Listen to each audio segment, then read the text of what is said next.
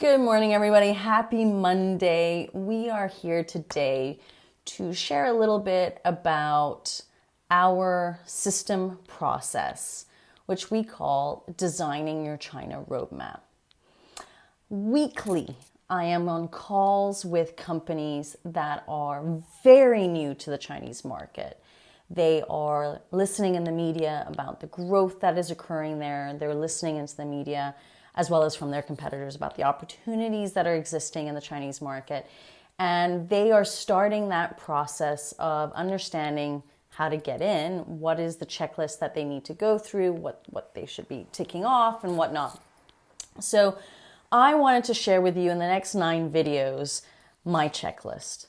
What you need to think about in terms of designing your China roadmap. What should be your 9 action points to move forward.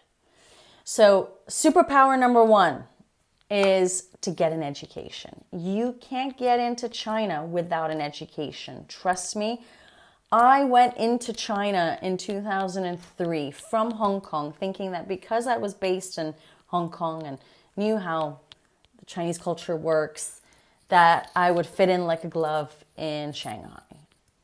By God, was I mistaken.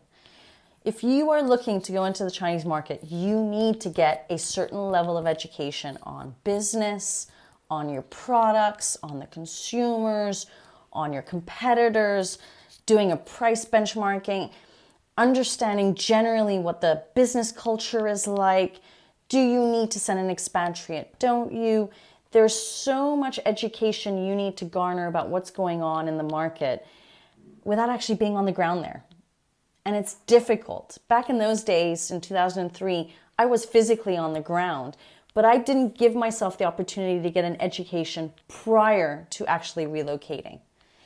And I encourage this from everyone, whether you are signing up on newsletters from your China and country-related associations, or you are signing up on newsletters related to the chambers of commerce that are locally in China, whether in Shanghai or Beijing, whether you're signing up on corporate service providers' newsletters that are specific to the Chinese market, lawyers' newsletters that are based in China, and the list goes on. I mean, there's such a huge channel of information that is out there. It is key to obviously not read everything. It's impossible to consume all of that information, but at least to make 5 to 10 strategic decisions on who you're going to follow in terms of information and get an understanding. So if I would have to say between 5 to 10 people, who should I get information from? It's probably a marketeer. So somebody who does branding in China, a logistics provider, probably a TP that has newsletters that come out.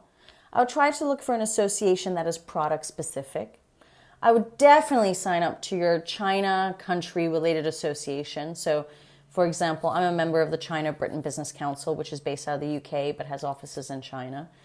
British Chamber of Commerce in Shanghai. You've also got 3 or 4 different ones in Germany. You've got 1 or 2 in the US. You have 1 in Canada, not to mention all the local chambers that are in Shanghai. You might have product-specific associations that you want to gain information and insight from that are based in China as well. And then anybody that's in your supply chain. So logistics providers, headhunters, corporate service providers, lawyers. These are all people that you're going to build an ecosystem with to develop your China business. So, I mean, I've definitely gone over 10 just there. But it's one of each that you're probably trying to look for. Now in the comments, I'm going to start linking you to certain people that I would love for you to follow to get an understanding of what information they share, right, about China. And definitely go ahead and search for more people. It is invaluable. Remember, knowledge is power. Knowledge is going to give you leverage in the Chinese market. So get yourself an education on how to do business in China, how to do business specifically in your product category. I hope this has helped. And if you've got any questions, don't hesitate to reach out. Have a fantastic start to the week. Take care and goodbye.